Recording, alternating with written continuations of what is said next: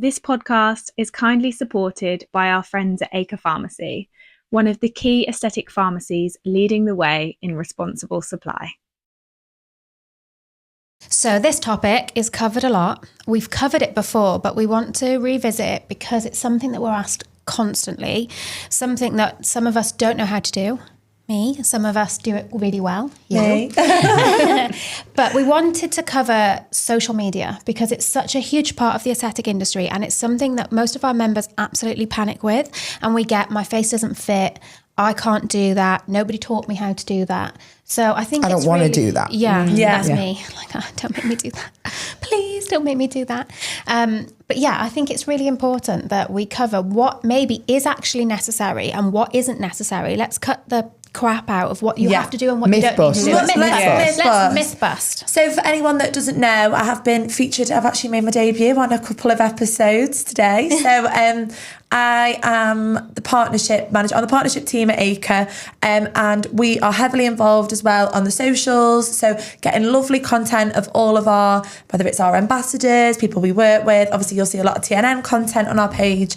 I've got a background in social media marketing, events. I'm not going to go all in about me now, but we've got over probably like 5 years solid experience, but I've been in the industry for longer. So yeah, I think it's important that we do some myth busting, because I always get asked, social media, it's so scary to me. There's, as we all know, another day, another platform, TikTok's ruling the roost now, but for me, it's what are your goals? Where are you with your business? Are you at a stage where you want to increase business? Do you want ROI? Are you wanting to be that funny clinic that, wants to go the long route a little bit more? You get an amazing engagement on your videos, but maybe you're not converting using that.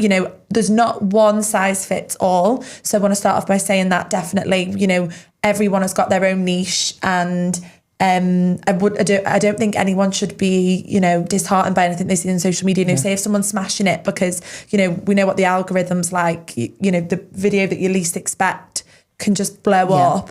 And if you're just starting out with social media and you're finding it overwhelming, I think, you can make it digestible and achievable for yourself. And I think, I could speak all of these really, what they call abbreviations and social media language. And I think sometimes, it's important to rein it back in and just be like, what are small steps that you can take to smash your socials without overwhelming yourself?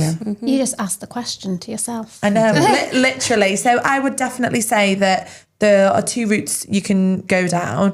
Brand awareness is obviously so important for your clinic, and being able to put yourself out. Instagram, I think what I find is when we speak to people that Instagram is definitely their main platform. That's creating a lot of leads. So I'm going to interrupt. I'm going to ask you a quick question, because I know somebody will be hearing this and they'll go, what is brand awareness? We use that term because we know what it means, but what does that brand mean to you? Brand awareness to me means you're delivering content, showing yourselves, and from that content you're creating awareness, but that might not be audience specific awareness. So you could be creating so much noise, and that noise is obviously amazing, and brand awareness is the foundations for any kind of content. It's kind of like if you had like a content pyramid, that would be your kind of bread and butter, but you might be creating all this noise, but it might not be going to patients, or you might not be interacting with other clinicians who you want to be. So you on TikTok, for instance, it's amazing, but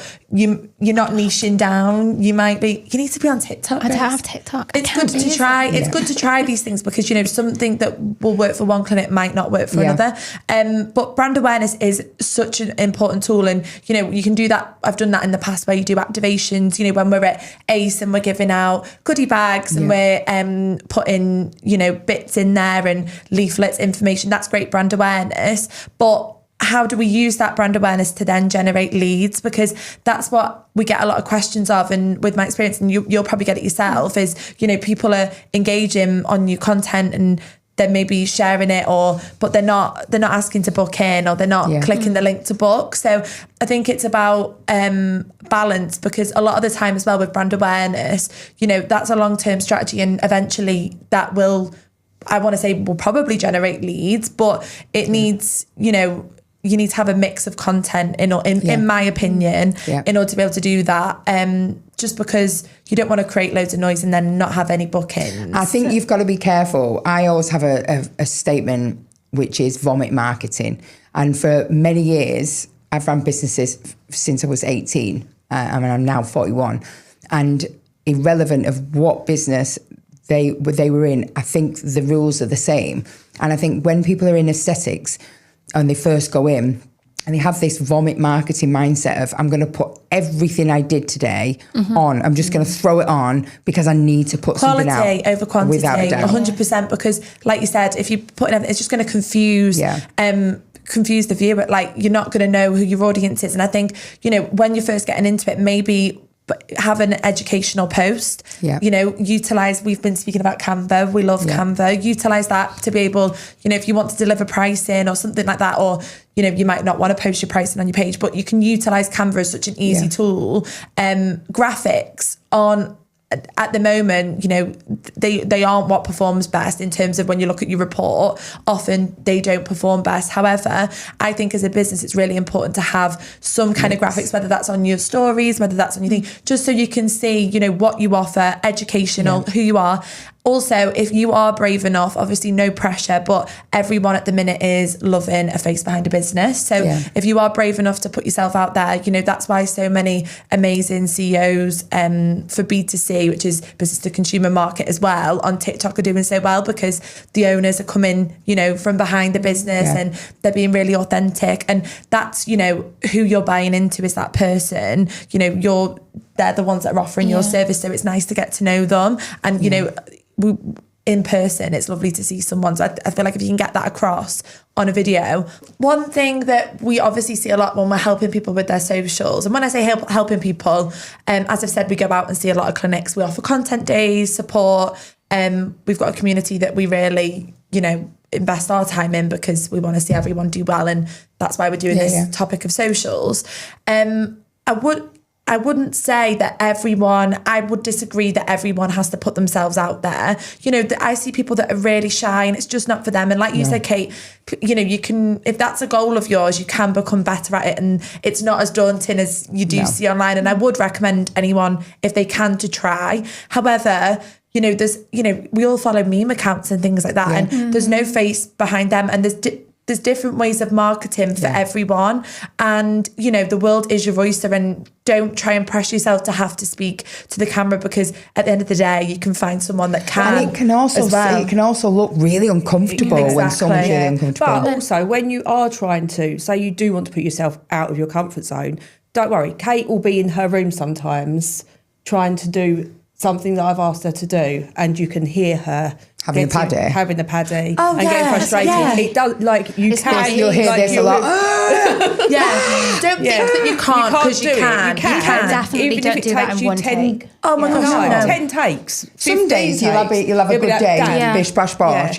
Top tips as well, whoever's recording, if it's me or whoever, Ruth, get them to do it in little snippets. Just don't overwhelm yourself. And obviously, if you've got a bit of a content plan as well, you're able to plan ahead, which members of your team do you need not to be in clinic? Are you just doing it yourself? Do you want to get yourself a bit prepared? A lot of people as well, they want to make sure they're in certain scrubs, or, if you don't want to be as authentic, there's no harm in preparing. But I do think people media. need to be aware, because at the beginning of this year, I offered, so between the three of the directors, we all look after different regions, per se, just so we're like, if they have a point of call. So the ones that I look after, I said to them in January, we can have a mentoring call. I gave them a 1 hour mentoring call at the beginning, and the first week in January was just full day, 13-hour days of non-stop mentoring calls for the first week back. My brain was fried.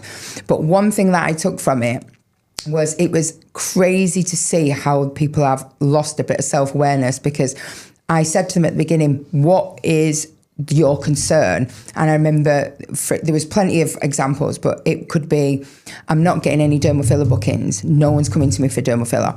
And I said, okay, let me just draw your attention to Instagram. Show me one post that alludes to dermal filler. I'm getting people are just coming to me because they want really, really cheap treatments.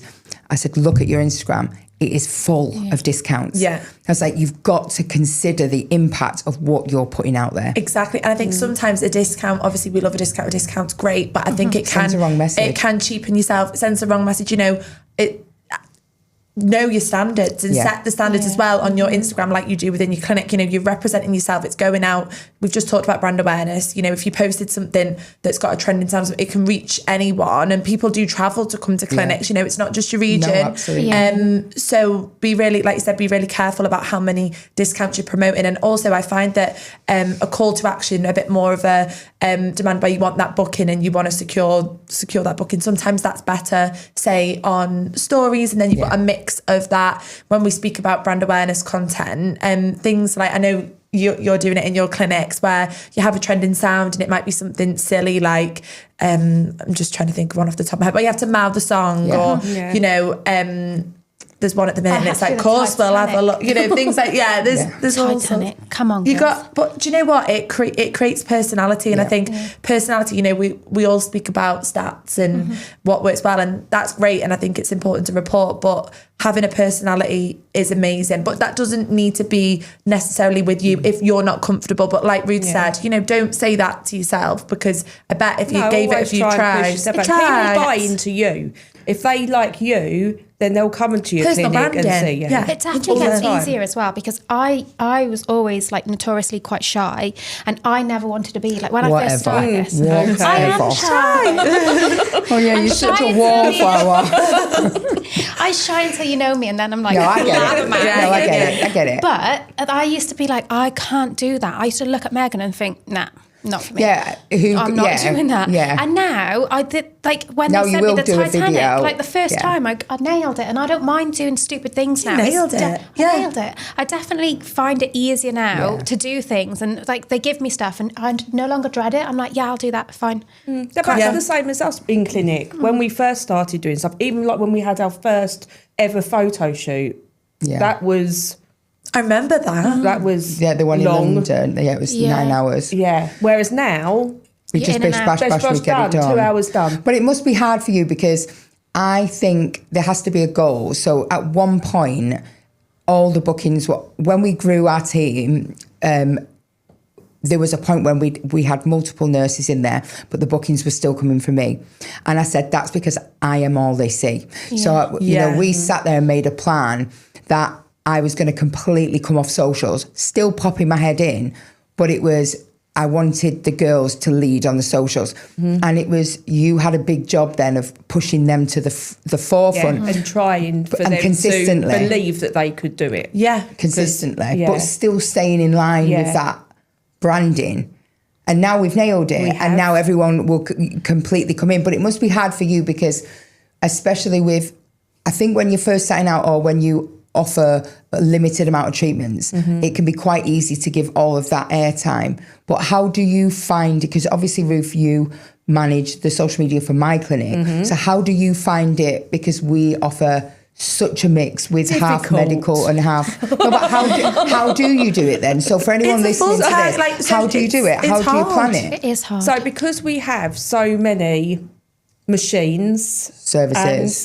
but it's also the services, they're completely different, aren't they? Yeah, so I've kind of now got it down to on different days I'll have alternate machines and do it that way. We have a day where we just put a stupid reel out because people seem to like us acting like complete and utter idiots. Yeah.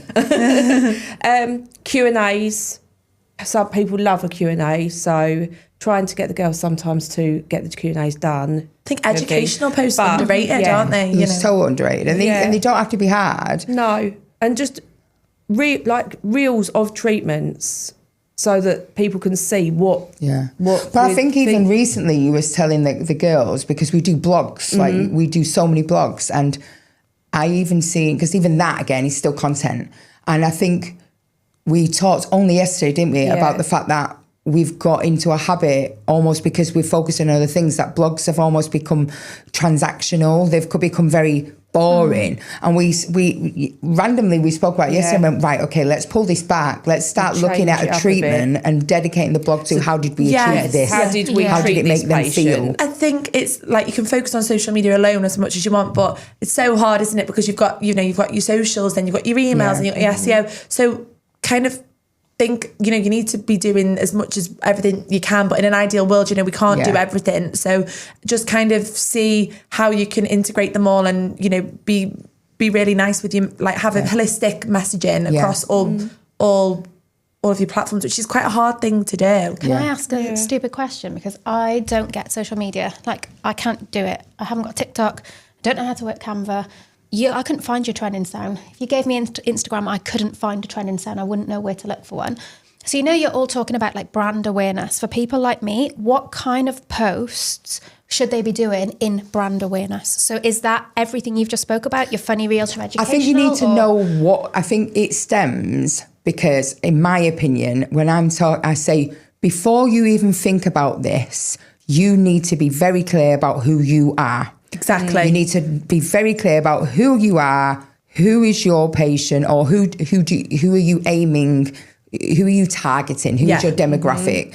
And you have to be clear about that before you even start appealing to them. Yeah. I think people miss that step. 100%. I think if I, like what you said, if I was reining it back and I was someone that was a bit scared to jump into socials and I didn't really know what to do, you can obviously, the options there, you can always hire social media support and do your research. However, if you're doing this yourself, what I would probably do is, like Kate said, go back to your strategy. So who's our target audience?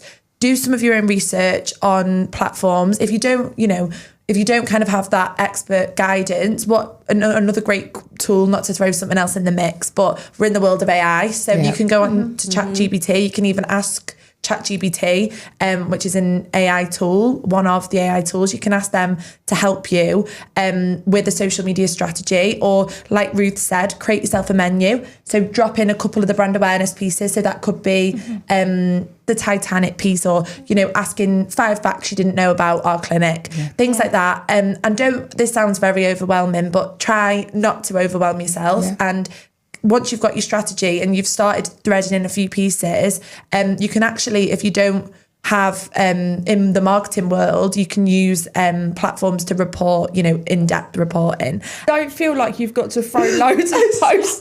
But you can actually report on Instagram in the platform in your insights. And that's all a bit overwhelming, and I might be speaking social expert now, but genuinely it's see what if a post is getting a lot of likes, or you've got bookings off it, that's working. So but you have to be consistent. You have to be consistent. Oh yeah, I think that is, people try something and then they give up, and then they try something else, they give up, and then it becomes very messy. Don't get me wrong, there's nothing wrong with rejigging things. No. We do it often. And I think that's important, but I think you've got to be careful that you are still giving things the time it needs to get traction. Have one content day, use that content in 5 different ways. And for 5 different trends and 5 different purposes. Like you can be really savvy with the way that you do get your content. And like you said, if you are in clinic and you find it hard to find time, the truth is you've either got to make time, or hire, or or just set up a tripod. I know it's very hard, and I know everyone's so busy, and I think in the industry as well, because a lot of it is patient sensitive as well. You don't have to have all your content around your patient. Like you said, it can be getting to know the team, getting to know what you offer. I think people find it hard as well when they're lone practitioners of like, oh my God, how am I going to do this content? But you can you can set a ring light up and do a time lapse. And put it on. And talk about it. But a colleague of mine said recently, it was her tip, and I thought, there's food for thought there. She said, stop doing content with your patients. Stop doing all that. And once every 6 weeks, do a content day. Because then you stop putting pressure on your patients to be recorded. And you're giving them the full experience and that you they give deserve. them and that I think is something definitely to reflect on. It's something that I've reflected on, because we often will say, do you mind if I film this? And actually, should we be doing that? So that's something to think about. And actually just regularly saying every 6 weeks. I mean, we did a content day a few weeks ago. All of us did it. we had the full day booked out to do content. But one thing I will say is, which has been nice to see within the community of the Nurses Network, you know, I think Ruth said it on I think you said it on the Southeast group, and two of the girls from the Southeast group got together they did half a day in each other's clinic, and they helped just each other out. helped each other out. Yeah, And they're doing content days. content days. And I think it's important because I think one thing I will say is, a lot of people say, but I haven't got clients. And I say, you don't have to have clients to advertise a treatment. And I think even just if you break down having a patient in, and if this is just a stand-in model, for example, someone who's just going to come in, have a consultation, you could create a reel about consultation. You can create a picture of them looking at themselves. You could draw on their face and go, you know, have an anatomy link to it. You draw on your own face. Exactly. Yeah. There's so many things that you can do without having the need of loads and loads of people. It's necessary. I think for one sometimes it's thing. easier than having loads and loads of people. Absolutely. Like my week, I said this week, I've got the most awful week in clinic, and I've got an hour grayed out in my diary that literally says content, because I outsource my content because I don't understand it. It's not my expertise. So I do have someone that comes to my clinic. She brings me trending sounds or things, and she says, you have to do X, Y, Z, and I book out time.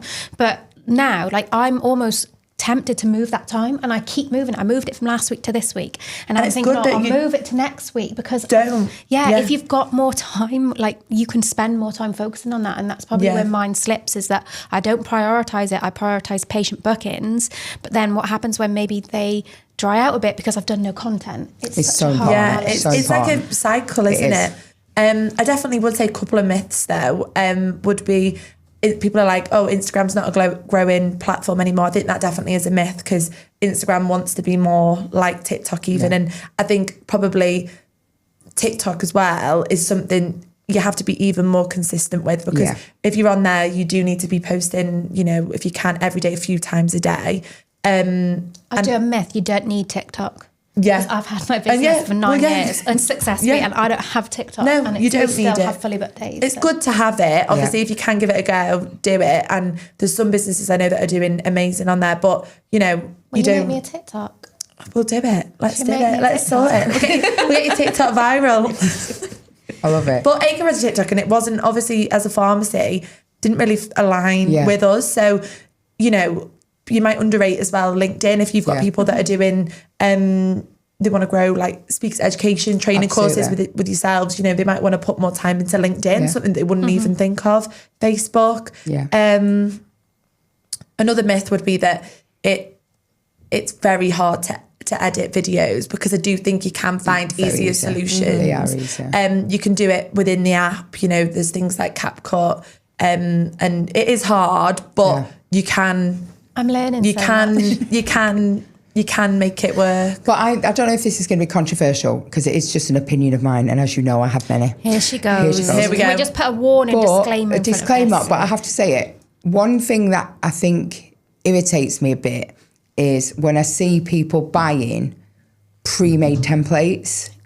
I have a real issue with that, and it's mad. And I've had so many people who I was doing mentorship go, oh, but I bought these. I got so and so many, and I went, I don't know. What and is then why I that? went, these are not you. I said, these are not you. These are other people's templates. I said, and what is it achieving? It's a filler.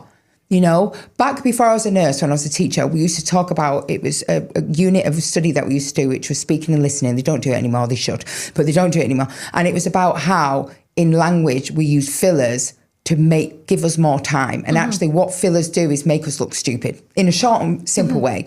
And I think they do the same in marketing.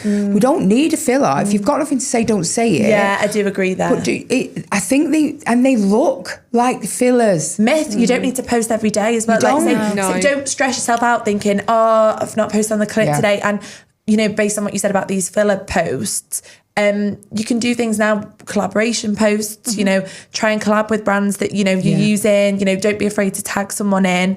And also, if you've got your own like logo and your own branding, or like just a font that maybe you use, and try and, like you said, consistency. You can almost, you don't need anything too fancy, you know, just try and make yourself your own brand. You know, if you don't want to pay for someone to do it and get all professional branding, Choose your colours. choose your colours. font. Just rein it all back and don't see someone and think, wow, they've got that in their bio and we've got a link tree going on and we've got all this. You know, take it step by step, rein it in. Say to yourself, you know, my colour's nude, my colour's green, and then try and stick to that. You know, a lot of video content, you don't even need to have really raw videos with, you know, text on and things like that can be a little bit messier. Like that's another myth, that social media has to be really clean. In my eyes, obviously everything's got a place and you want it to look really professional, but it doesn't need to be as polished as you think in your head. Yeah, keep your bloopers. They they do. your They bloopers. Like I mess up so much, and if we put all of them together, sometimes they will perform better than the actual post. I know. Because it's real and it shows you. But can I ask you, Ruth? Yes. I know we use Canva a lot, and so how, for people who are listening and asking for like quick wins with Canva, what would you say? Some quick wins. I'm putting you on the spot, I know, but use images of yourself if you can, not stock images. Oh yeah, that's so good. No, not stock images. You don't even have to go and have a photo shoot. We have photo shoots, but you don't have to. No. Just even if it's lifestyle shoots of yourself, make it current. Yeah. What else? Like you said, same font. Oh same yeah, colours. same fonts. And save You can yourself set like a time and template, reuse can't you? them. Like a brand thing on Canva. Yeah. You can actually do a photo dump and just add a couple of, like a little bit of text. We onto have each. now, so our Q&A covers for them, same pictures. I've changed it up a little bit now, but same pictures. I might zoom in and out of the picture just so it's a little bit different each time and stuff like that. Have a play with it as well. Yeah. Like if you're not used to it, just set up an account. You know, Ruth will show you the link to some of the do you know what I mean? Like you can Absolutely. You can But give it a good go. I do think that people need to think about putting themselves out there, but I also think they need to be careful when they do, because we want to differentiate ourselves. One of the things as medical injectors or medical practitioners, that is a bare minimum of what you need to put out. And I do think, and it's just an opinion again, I don't know how you feel in it, but I always think if you're putting in Q&As or you're doing professional content, you should also present yourself that way, almost clinically. I'm not saying scrubs. I do think it works. Yeah. But when I see people do content in their normal, regular clothes, in jeans and stuff, I just think, is that pulling away from... it's a question. I'm not saying it is or isn't. I know some people do it and they do it really well, but I wonder, is that taking away from the image you want to present? Yeah. I think there's a difference between like showing snippets of your personal life and then obviously, like you said, that clinic reputation that you've got. You don't want to let that slip. And as a pharmacy, you know, we help people with socials, as you know, and, you know, if anyone needs help, advice, content day, things like that. And I think, you know, a lot can be said, you know, when people reach out to us, and we obviously have a lot of, follow a lot of people and see a lot of different types of content from our brand partners on their pages. And I think, you know, people tag you in a lot of stuff. And I think, you know, it says a lot. You need to be professional sometimes because there's a lot out there. And I think when it is such a, it can be such a wild industry, but when you want to show, you know, regulation that you're doing everything safely, I think you have to be careful in terms of like, are you wearing gloves? Is your hair down? You know, if you're going to just think of your standards, because that's going out, you know, to a wide audience, and you don't want it to backfire on you either. You know, how you show yourself in your clinic needs to be how you also represent yourself online. And even though we're saying, you know, be organic and don't, you know, you can be casual in terms of the way you're getting content, but I agree, don't let your standards slip. I think it's a small thing. People want to be authentic and show the personality, but you've got to be putting those standards out there. Yeah, definitely. You know, you can't let that slip. Don't let your standards slip. That's the main takeaway for today. Absolutely. I think it's overall, I do think it is hard, and I get it when people speak about social media, it's daunting, but you know, if you're doing really well on emails and SEO, search engine optimization, and your website, everyone's got different strengths. So don't, you know, think that you can't do socials or everything's relying on socials. Just bite-sized chunks. Yeah, just try and be better at it. But no, just try and learn as much as you can. Even if you're just getting 3 posts out a week at the start, just do that. Yeah. Just different ones. And do things to make yourself life easier. Yeah. Like you've got the templates for the Q&As, Yeah. you've got the templates for this. Once you've put that effort in and you've created Once all you've them, got all of those there, it'll then save you it's some easy. time. Yeah. If you're more, I'd say probably if you're more like intermediate or you've got a good rhythm now with social and you're wondering now how to elevate that even more, you know, think about how you can stand out. You know, we've seen a lot of the content. I know you've done it and we do it with newspapers and how you can get different types of shots and think outside of the box. If you are at that level where you're thinking, oh, I'm building up a good rhythm now, maybe have a go at the Titanic or see how you can step outside of your comfort zone even more. Yeah, we've got one member that said to me, "Oh, if I want to do talk, I want to like make my face out there." And the only way she could do it was to have a green screen behind her. Whatever she was talking about, she's got a green screen behind her. I said, if it works for you and that's Roll right, with then it. do it. Yeah. There's so many great apps out there that you can download for free that help you with stuff like that. Yeah. And ChatGPT is great for ideas, for questions, for tips. And there's lots of downloads, so you can have like an auto cue on your phone. So if you get tongue tied and everything, you can have it on your screen Love that. and read it, and you can have it going as slow or Yeah. as fast as you want. So that's another tip. No, to it's have. helpful. And I think as well, as long as you're reading through anything that you create with AI, and the more you put into AI, the more you're going to get from it. So if you just say, write me a caption, you know, another tip would be, I am doing a post on X, Y, and Z. You know, it's got this person in, we're promoting this product and we want to reach this audience. You know, it can help you. Yeah. If you, the more you feed it, the more you're going to get back. Amazing. Sounds Fabulous. good.